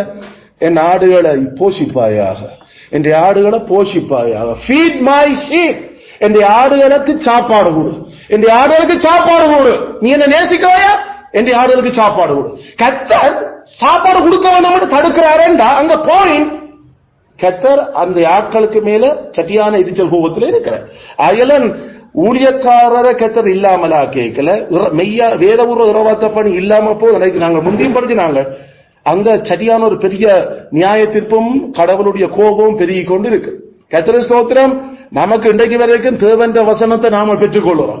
கர்த்தர் எங்களை போஷிக்கிறார். எங்களை அவர் நினமும் கொழுப்பும் சாப்பிட்ட போலதான் எங்களுக்கு அவர் இவ்வளவு பெருந்திரளான மக்களை வச்சு எங்களுக்கு அவர் எவ்வளத்தையோ அவர் சத்தியத்தை தந்துட்டு போயிருக்கிறார், தந்து கொண்டிருக்கிறார். நாம தெரிஞ்ச வெளிச்சத்தோட குஷியா அதோட இருக்கவும் கர்த்தர் விடுறாரு இல்ல. எங்களுக்கு உள்ளவனுக்கு கொடுக்கப்படும். அயல கர்த்தர் அதை தந்து இன்னும் சொன்ன குமாருடைய சாயிருக்கப்பாங்கிற உருமாற்ற வேதபூர்வ வார்த்தை இருக்குதோ கர்த்தர் எங்களோட அவர் நேசமா இருக்கிறார் என்ற அர்த்தம். அயல இந்த ஆசியாவில் குறிப்பிட்ட கலாத்தியா பிரிகியா கடந்து போன அந்த சுவிசேஷ அறிவிப்புல கர்த்தர் தரப்படுத்தின. பேய் தரப்படுத்த இல்ல, கர்த்தர் பேய வச்சு தரப்படுத்தி இருக்கலாம். ஏன்னா கர்த்தர் கருவியை பயன்படுத்தி தடுக்கிற. ஆனா கடைசியில கர்த்தர் தான் ஆவியானவர் சொன்னார், ஆவியாலே பரிசுத்த ஆவியாலே தடைப்படுத்தப்பட்டு நாம சரியா தான் அவர் சொல்ல என்ன பரிசுத்த ஆவியால் தடைப்படுத்துவாரப்பா, என்ன ஒரு நல்ல விஷயம் செய்யறதுக்கு தடைப்படுத்த என்ன நல்ல விஷயத்தை பெற்றுக்கொள்றதுக்கு அங்க ஆக்கள் பாத்திரம் இல்ல, அதனால கர்த்தர் தடைப்படுத்துற அல்லது அந்த ஊழியக்காரனுடைய வாழ்க்கை உயிருக்கு ஆபத்து கர்த்தர் தடைப்படுத்துற எசேக்கியா அல்லது பவுலுக்கும் அந்த விஷயங்கள். இப்ப சரி அப்ப அதால அப்ப நாம மீசியா மட்டும் போயிட்டு சரி அப்படின்னா பித்தியா நாட்டுக்கு போவோம். பித்தினியா நாட்டுக்கு பிரியத்தனம் பண்ணினார். அப்ப அவங்களும் சும்மா இருக்கல, சுவிசேஷ வேலைக்காக பிரியாசப்படுறதுக்கு ரெடி. அங்க பக்கம் அது ஆசியால திரும்பின அங்கேயும் ஆவியானவர் அவளை போக விட்டாது இருந்தார். அப்ப அங்கால பக்கம் இது வேறு வேறு ஆக்களை எழுப்பப்பட்டிருக்குது. இப்ப அங்கேயும் ரோட்டு பிளாக் எல்லாம் சரி முடிஞ்சு போச்சு. இப்ப எல்லா பக்கம் அடைஞ்சா இருக்கிற ஒரு வழி என்னன்னு பார்த்தா அன்றைக்கு கனவில மெசிடோனியன் கூப்பிடுறாங்க, மெக்கதோனியன். அப்ப இவ்வளவு நாளும் சுவிசேஷம் போகல கிரேக்க தேசத்துக்கு. இப்ப ஃபர்ஸ்ட் டைம் யூரோப்புக்குள்ள ஐரோப்பாவுக்குள்ள நுழைய போறேன். அந்த நுழைகிற அப்ப அவங்களுக்கு விளங்கிச்சு. அப்ப மெக்கதோனியாவுக்கு வந்து எங்களுக்கு உதவி செய்யும் கேட்கிற மாதிரி இவ்வளவு சுவிசேஷம் வேணுமென்று கேட்டா நாமல் எத்தனை மணிக்கு கதைக்க ரெடி. ஆனா கத்தரானே அதுக்கு எங்களுக்கு சந்தர்ப்பத்தை ஏற்படுத்திடணும். கூப்பிட்டா வலிக்கிட்டாங்க. அப்ப அதுக்கு எல்லாம் அவன் சுவிசேஷம் அறிக்கும்படி கத்திரங்களை அழைத்தான். நிச்சயத்தோடு உடனே மெக்கதோனியா போக பிரியத்தின அதுவும் ட்ரை தான். ஏண்டா கத்தராச்சிட்டா எல்லாம் ரோட் எல்லாம் கிளியரா இருக்கும் கூடாது. அங்கேயும் பிரியத்தனம் பண்ணி ஹார்ட் ட்ரைங் சத்தியாக அவங்க கஷ்டப்பட்டாங்க. அந்த இடத்தை நோக்கி போறது கப்பலை பிடிக்கணும் இது செய்யணும் என்ன ஆண்டவர் சரி ஆகல. சுவிசேஷ அறிவிப்பும் உறவாத்தப்படியும் லேஸ் இல்ல. பல பிரியாசங்கள் பட்டுதான் அந்த இடத்துக்கும் போய் சேர போகுது. சுவிசேஷம் உங்களிடத்துல சும்மா வேற இல்ல. அது பரிசுத்த ஆவியானவற்ற பலத்தோட வல்லமையோட அந்த உருமாற்ற அந்த கிருபைகளுடன் வந்து சேருது. அதை கொண்டு வர்ற இறவாத்த பணியாளர்கள் கர்த்தர் அப்படித்தான் தன் பணியை அந்த இறவாத்தையை கொடுக்கிற. அதனால அவர்கள் போய் துரோவா கப்பலேறி சாமுத்திர தீவுக்கு மறுநாள் அடுத்த நாள் நேப்போலி பட்டணம் அங்கிருந்து நேர மெக்கதோனியா தேசத்துக்கு தலைமையா இருந்த பிலிப்பாய்ல போய் வாங்கினாங்க. சரி இஞ்சி யாரப்பா என்ன சரி நாம ஜபம் பண்றதுக்கு இங்க என்ன செய்வோம் ஒரு ஆத்து பக்கமா போவோம் என்று அது போக அங்க பார்த்தா கொஞ்சம் ஸ்திரீகள் என்ன கூடி வந்துச்சு. மேபி அந்த ஸ்திரீகள் ரத்தாம்பரம் விற்கிறதுக்கு கடகூடுறது வந்து அவ்வளவு தெரியல. தியத்தீராவில இருந்து வந்துருக்கா. தியத்தீரா சின்ன ஆசியாவில் இருக்கிற இடம் இல்ல. நாம சர்தை தியத்தீரா லவோதிக்க அங்கிருந்து அவ அங்க பிசினஸுக்காக வந்து குடியேறி அங்க இருக்கலாம். சோ அங்க ஃபர்ஸ்ட் டைம் பெண்களுக்கு ஸ்திரீகளிடமா சுவிசேஷம் பிரசங்கிக்கப்பட்டது. முதலாவது ரட்சிக்கப்பட்ட விசுவாசி லிதியா தான். லீதியா அவளுடைய குடும்பம் அவளுடைய ரட்சிப்பு. இப்ப கொஞ்ச நாள் அங்க இருந்து சரி அப்ப கத்தர் வாசல திறந்து இப்ப ரோமருக்குள்ள போய்கொண்டிருக்கிறேன் பார்த்தா அங்க இருந்த குறி சொல்லி தாயாக உனக்கு இது கைரேகை பார்த்து சொல்றேன்னு என்ன நடக்க போகுது உனக்கு வா என்றெல்லாம் இங்க எல்லாம் சொல்லி கொண்டு வந்த ஒரு ஸ்லேவ் கேர்ள் எல்லாம் ஒரு அடிமை பெண்ணை வச்சுதான் இவங்க அந்த ரோம ராணுவத்தில் இருந்தவங்க இப்ப அவங்களுக்கு பிசினஸ் தேவை. அவங்களுக்கு பிசினஸ்க்கு இதையும் யூஸ் பண்றாங்க. அவங்களுக்கு தானே எத்தனையோ தெய்வங்களும் இதிலும் இருக்குது. நெடுக இது வேண்டி கொண்டோட இந்த பேய பார்த்து விடுவாங்களே சரி அதோட கந்த அதையும் ஆண்ட பிளான் பண்ணி அங்க ஜெயிலரை ரட்சிக்கணும். அங்க அதுல பிலிப்பி ஜெயிலர் குடும்பம் ரட்சிக்கப்படுது. அப்ப பிலிப்பி ஜெயிலர் குடும்பம் ரட்சிக்கப்படணும். இப்ப அங்க 2, 3, 4 அவன் மட்டும் இல்ல அங்க ஜெயில இருந்த வேற சில அதிகாரிகளும் அவனோட இருந்தவங்களும் ஞானஸ்தானம் எடுத்திருக்கிறாங்க. அப்ப நிறைய பேருக்கு அங்க சுவிசேஷம் எல்லாமே அங்க இருந்தவங்க எல்லாம் ரோம வெட்டரன்ஸ் இல்ல ராணுவத்தில் இருந்து வேலை செய்தார்கள். இப்ப ரிட்டையர் பண்ணி இருக்கிறாங்க. அப்ப அங்க ஒரு பெரிய ஒரு ராணுவ ரட்சிப்பு ராணுவத்தினருக்குள்ள ரட்சிப்பை கடவுள் கொண்டு வந்த. ஈவன் அந்த ஜெயிலரோட அவன் பழைய ஒரு ராணுவ வீரனாக இருந்திருக்க கூடும். அதனால அங்க நாம நினைக்கிற மாதிரி ஒரு இதுல இல்லாத கொண்டு வந்து காவலாளி அவங்க இருக்கிறது இல்லை. எல்லாமே அது ஃபுல் அந்த சிறைச்சாலை அதுகள் சொன்னா அங்க எல்லாமே மிலிட்டரி தான். சோ பிறகு அது வரைக்கும் அவன் சொல்லல தானின் ரோமன் என்று அடிச்சு எல்லாம் வந்த இடத்துல கிறிஸ்துவுக்காக அடிவன்றதுக்கு அவர் நம்மளையே பகுதியா கண்டாரு அவங்க சந்தோஷமா ஏற்றுக்கொள்ற. ஐயோ இவ்வளவு பாதுகாப்பு கிறிஸ்துக்கு ஐயோ இவ்வளவு கிடைச்சிரா கிடைக்கிற அது சந்தோஷமா தான் அவங்க ஏற்றுக்கொள்ள. பவுலப்போஸ்தலன் பேதுருக்களுடைய ஒரே கிறிஸ்து பட்ட பாடுதல்ல நாமல் கொஞ்சமாவது பட்ட ஐயா உங்க எஜமான் போல நாங்கள் வென்றத அடையாளம் கண்டதுக்கு விரும்புகிறாங்க. அதனால எதையும் இழக்க ரெடி. கிறிஸ்துவுக்காக அடி வேண்டையும் சரி சுவிசேஷத்துக்காக சபைக்காக கர்த்தருடைய ராஜ்யத்துக்காக எதையும் இழக்கிறதுக்கு ரெடியா இருந்தையாக்கள். அதனால அது வரைக்கும் அவங்க வாழ்கிறார்கள். ஆனா அடுத்த நாள் போட்டு அடிக்கடி அடிச்சு போட்டு இவங்களை எல்லாம் சொல்லி அனுப்பினாக்களுக்கு அவங்க தாங்களும் யாரும் காட்டுத்தானே விடும். ஐயா என்ன கேட்டு விசாரிக்காம ஃப்ரீ மென்னா இருந்த எங்களை ரோமன் அடிப்பியோனி. அப்ப இங்கதான் அந்த ரோம சட்டத்தை அப்ளை பண்றாங்க. ரோமன் என்றா கை வைக்க பயப்பட வேண்டும். ஏண்டா அவனுக்கு ஓட்டிங் அவனுக்கு நிலம் அவன் இவ்வளவு பெரிய சாம்ராஜ்யத்துல அந்த கொஞ்சம் பேருக்கு கிடைச்ச அந்த சிறப்புரிமைகள் டாக்ஸ் இல்ல அது இல்ல இது இல்ல கைகள். அப்ப அவன் பயந்தாங்க இப்படி அவன் சொன்ன கையோட அப்ப ரகசியமா அனுப்ப யோசிக்கிறோம். எங்கட மரியாதை, நாங்கள் ரோமன் என்ன தெரியாம கை வைப்பியோம். அதில் வந்து ஐயா ஐயா கெஞ்சி மண்டாடி தயவா பேசி இதண்டி சரி பல நடந்து போட்டு இதை அவங்க கிறிஸ்டியன் படியெல்லாம் சத்தம் போடாம சரி விட்டுடுவான். இல்லாட்டி அவன் கேஸ் தொடர்ந்து இருப்பான். என்ன செய்த நீ இல்லை அதான் அதில் கிறிஸ்துவுக்காக அது அடிபடியெல்லாம் சரி விடு இப்படி போட்டோம்னு சொல்லி போய். இதுதான் அந்த பேக்ரவுண்ட். இந்த பேக்ரவுண்ட்ல இருந்துதான் அங்க ஐரோப்பாவில் முதல் சபை ஸ்தாபிக்கப்பட்டது. இப்ப பிலிப்பி பட்டணத்தில் இருந்தாலும் அது ஒரு புறஜாதிகளுடைய பட்டணம் அல்லது அது வேற தேசத்தாக்களுடைய பட்டணம் நாடு. ஆனா சட்டமேற்றது ரோமற்றது. கிட்ட இல்ல, அதுக்கு எத்தனையோ மைல் பிரயாணம் பண்ணி அது மாசக்கணக்கா அல்லது கிழமை கணக்கா எடுக்கும் போய் முடியும் கப்பல் பிரயாணம். ஆனா பிலிப்பியில வாழுறையாக்களுடைய சிந்த எதால ஆளப்பட்டு கொண்டிருந்தது? ரோம சட்டத்தால். இதைத்தான் பிலிப்பி சபைக்கு எழுதி அனுப்புற. நாங்கள் எத்தனையோ மைல் தூரத்தில் பரலோகத்துக்கும் விண்ணுலகத்துக்கும் மண்ணுலகத்துக்கும் தூரம் இருக்குது. ஆனா எங்கட நாங்கள் ஆளப்படுற சட்டம் எது? பரலோக சட்டத்தால். நாம இந்த விழுந்து போன இந்த அடிமைகள், பிசாசுக்கு அடிமைகளா இருக்கிற, இருட்டுக்கு அடிமையா இருக்கிற மக்கள் மத்தியில நாம இந்த மண்ணுலகில் வாழ்ந்தாலும் நாம இந்த சட்டத்தின்படி வாழ்றையாக்கள் இல்ல. நாங்கள் பரலோகத்தினுடைய கதிராகிய கிறிஸ்துவனுடைய சட்டத்தின்படி நாங்கள் ரோமன் சிட்டிசன், நாங்கள் பரலோக சிட்டிசன். அதனால எந்த இடத்துல வாழ்றதுல பிரச்சனை, வாழ்ற இடத்துல எந்த சட்டத்தால ஆளப்படுறதுதான் விஷயம். அதனால எங்கட குடியிருப்பு ரோமாபுரியில இல்லாம பிலிப்பி பட்டணத்தில் இருந்தாலும் நாங்கள் ரோமர் நாம ரோம பிரஜைகள்.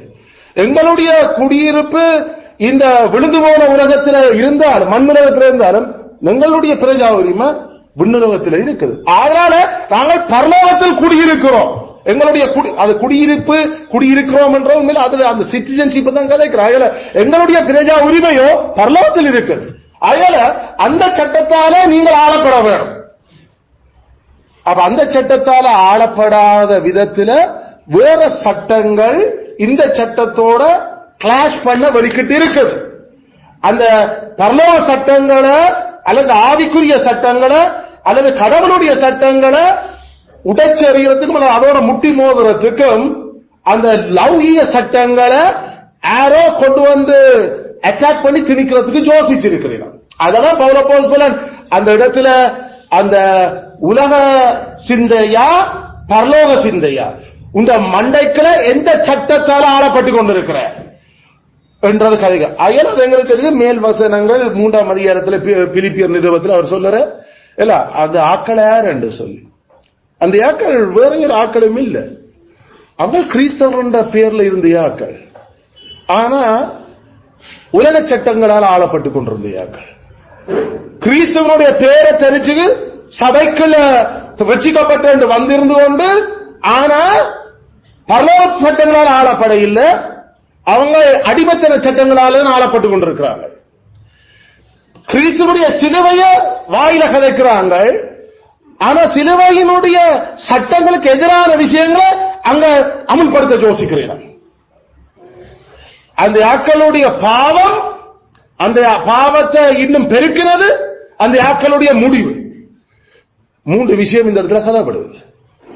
19 வசனம் அந்த அந்த நபர்களுடைய அல்லது கிறிஸ்துவனுடைய ஊழியக்காரர் என்று சொல்லி சபைக்குள்ள இருந்த அந்த நபர்களுடைய பாவம் என்ன? பூமிக்குரியலை சிந்தித்தல். அதான் அவருடைய பாவம். earthly mind. அவர்களுடைய சிந்த அது உலக சட்டத்தால் ஆளப்பட்டுக் கொண்டிருக்கு. அவர்களுடைய பாவத்தை கூட்டின விஷயங்கள் என்ன? 2. ஒன்று அவர்களுடைய கடவுள் வயிறு, அவர்களுடைய மகிமையே வெக்கமான விஷயம்தான். வெக்கமான விஷயம்தான் அவர்களுக்கு மகிமை. வெக்கமான விடயம் தான் அவர்களுக்கு புகழ்ச்சி என்று நினைச்சு கொண்டு வாழ்ற இருக்கிறார். அது இன்னும் பாவத்தை அகோரத்தை கூட்டிக் கொண்டிருக்கு.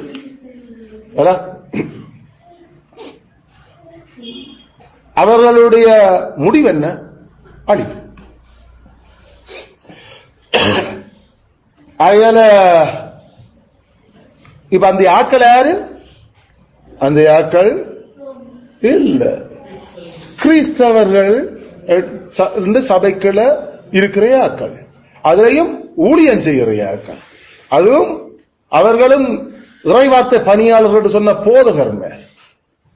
அதனால இது நமக்கு எபேசு, சிமிர்னா, எபேசுல நாம படிச்ச அந்த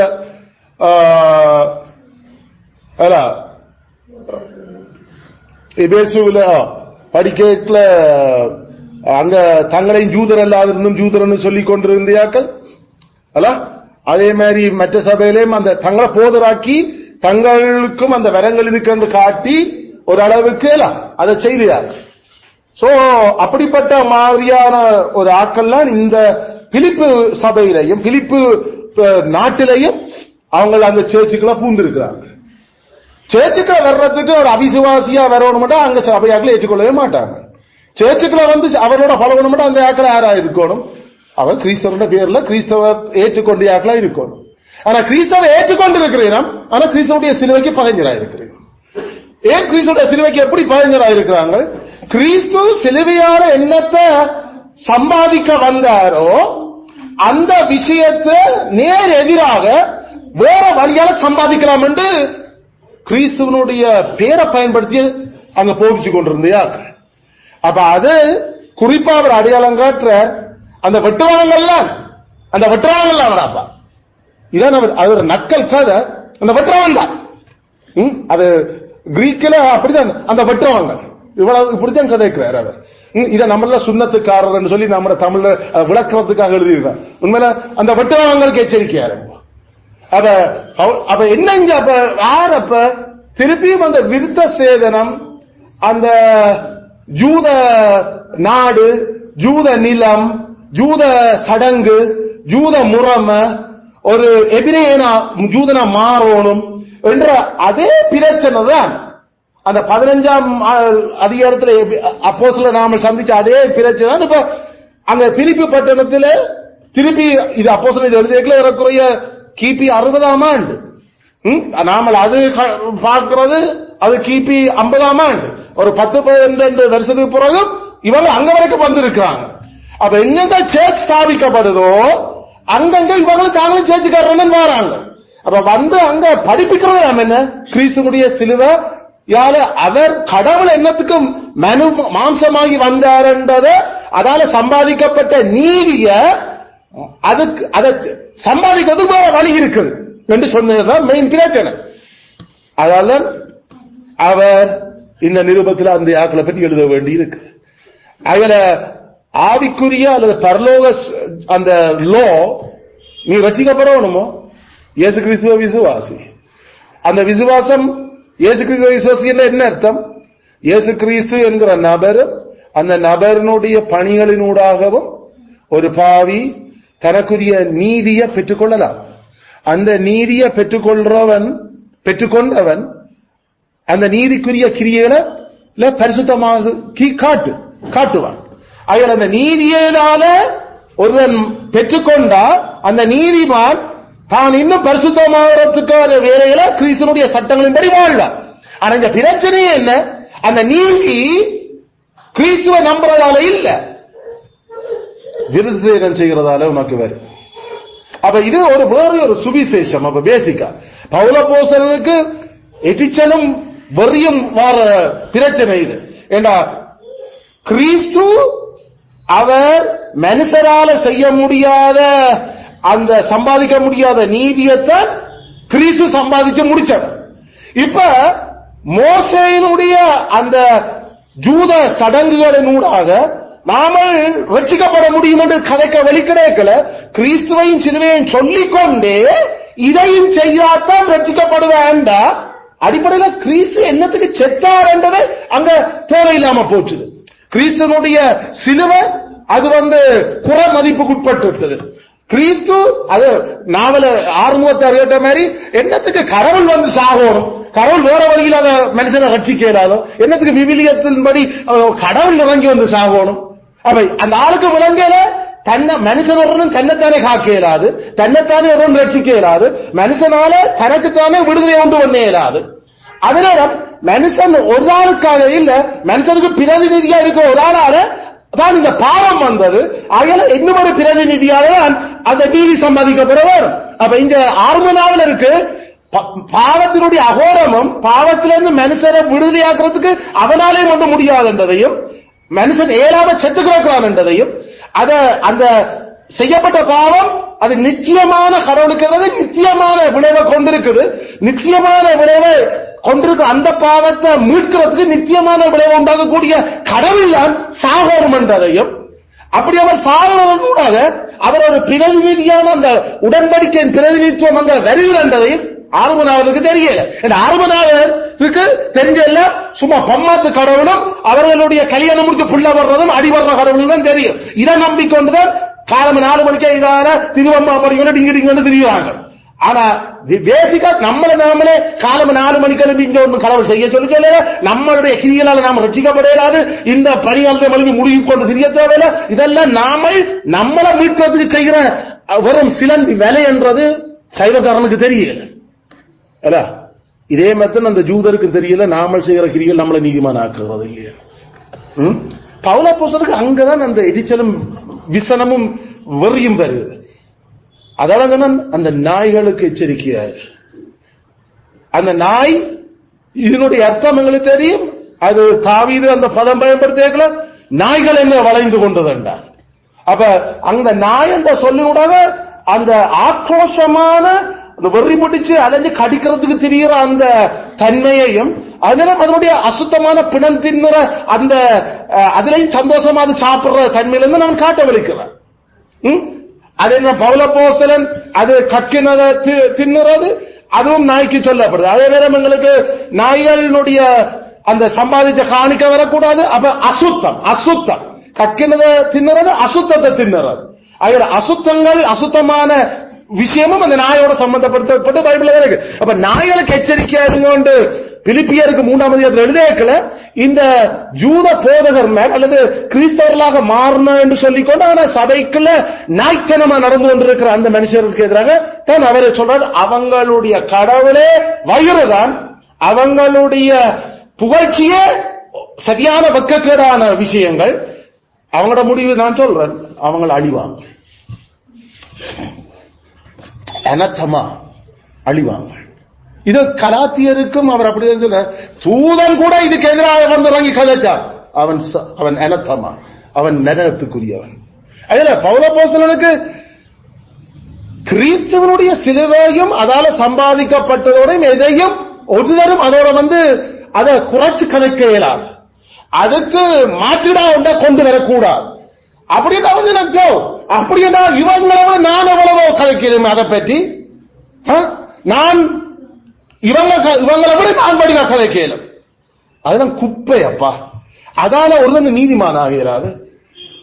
அதால கிறிஸ்து அது செய்ய கிறிஸ்துவனுடைய சிலுவை.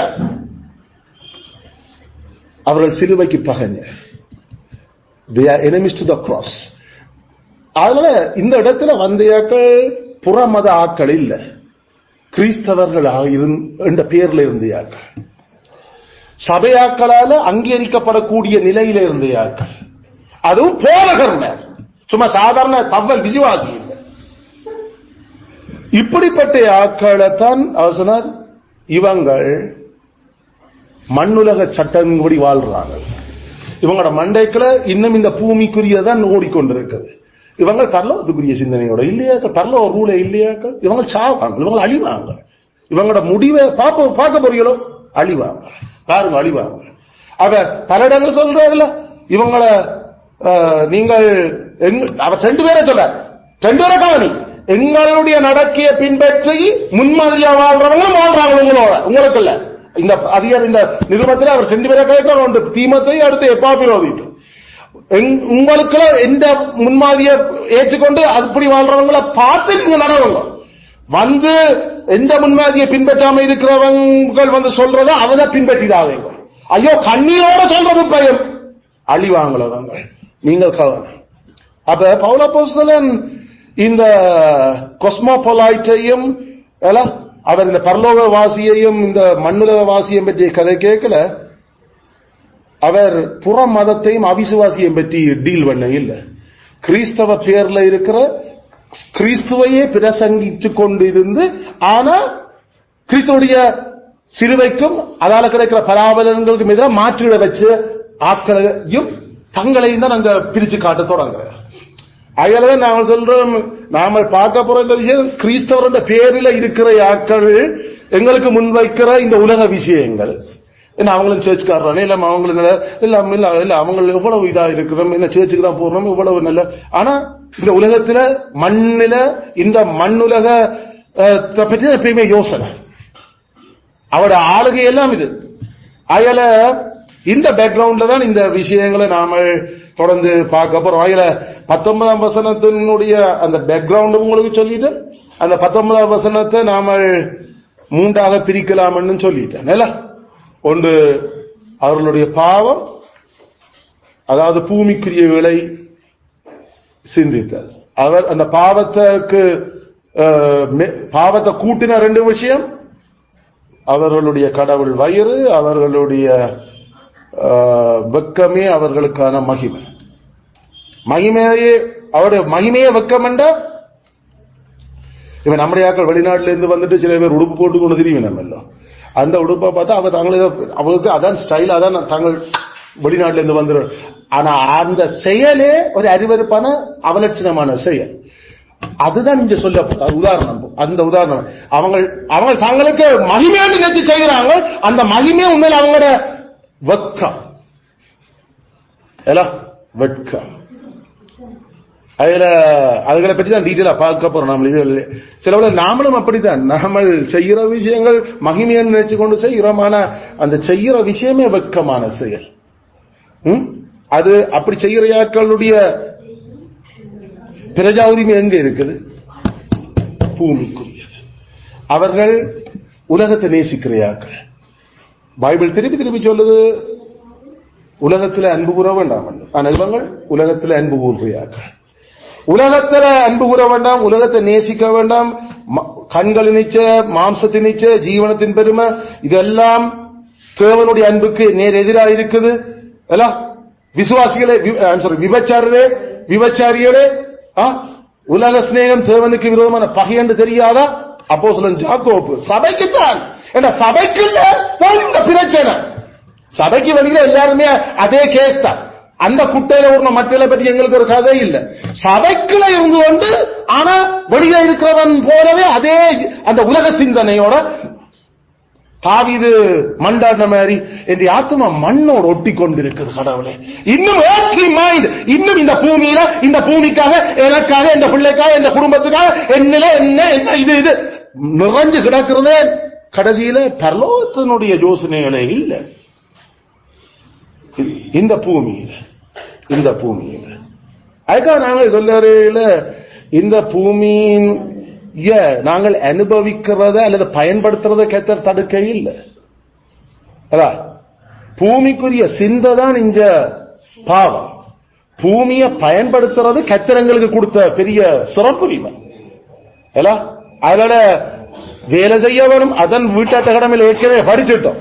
கல்யாணம் செய்யறது, பிள்ளைகளை போடுறது, வளர்க்கிறது, அதெல்லாம் எந்த ரூல்ல நாங்கள் செய்து கொண்டிருக்கிறோம்? பரலோக அந்த லோவின் படி செய்து கொண்டிருக்கிறோம். ஆனா அதே விஷயத்தை கனவேர், சபைக்குள்ள இருக்கிற கனவேரு இந்த உலகத்து ஸ்டைல்லே அதை செய்கிறோம். அங்கதான் பிரச்சனை தொடங்கும். அவர்களுடைய அழிவு, அவர்களுடைய முடிவு அழிவு. ஆனா நம்மளுடைய முடிவு அது மகிமையான உயிர்த்தெழுதலும் கிறிஸ்துவோட வாழ்க்கை. ஏன்னா நாங்கள் குடும்பத்தை கட்டுறது, இந்த பூமியில உழைக்கிறது கிறிஸ்துவுக்காக, கிறிஸ்துவனுடைய லோவுக்குள்ள ரெண்டு எங்கட மண்டைக்குள்ள சிந்தனையில எல்லாம் நாங்கள் இதனூடாக கடவுளுடைய ராஜ்யமும் கடவுளுடைய அரசும் எப்படி வளரும் என்றதுக்கு தான் நிபுணத்தையும் செய்கிறோம். ஆனா அவங்க கடவுள் ராஜ்யம் ஒரு பக்கம் இருக்கும், ஆனா நிறைஞ்சு இருக்கிறதெல்லாம் பூமிக்குரிய விஷயங்கள், மாம்ச சிந்த. அதனால இதைத்தான் நாங்கள் சிந்திக்க போறோம். இது இருக்கல நாம எப்படி கண்டுபிடிக்கிறது, அதுக்கு அதால விளையக்கூடிய தீமைகள் என்ன, பிறகு அதுக்கு எதிரான சொட்டு மருந்து என்ன, இப்படித்தான் இந்த விஷயங்கள் போகுது. அதுல சரியான சீரியஸான விஷயம் நாம எங்களோட உழைப்புகள், எங்களோட குடும்பங்கள், எங்களுடைய படிப்புகள், எங்களுடைய வாங்குறதுகள், கொள்றதுகள் எல்லாத்தோடையும் சம்பந்தப்பட போது ஏன்னா நாம செய்கிற ஒவ்வொன்றும் ஒன்று பரலோக சட்டத்தின்படி அது செய்கிறோமா இல்லாட்டி உலகத்தை நேசிச்சதை செய்கிறோமா, அதெல்லாம் அந்த முடிவுகள் வரப்போது. ஆகையால கிறிஸ்துதாமே தொடர்ந்து எங்களுக்கும் எங்களுடைய தலைமுறைக்கும் நாங்கள் மாம்ச சிந்தை அல்லது உலக சிந்தையோட இல்லாமல் நாங்கள் பரலோக சிந்தையோட வாழ்றதுக்கு இந்த பிரசங்கத்தை தொடர்ந்து எங்களுக்கு ஆசீர்வதிப்பாராக. ஆமென்.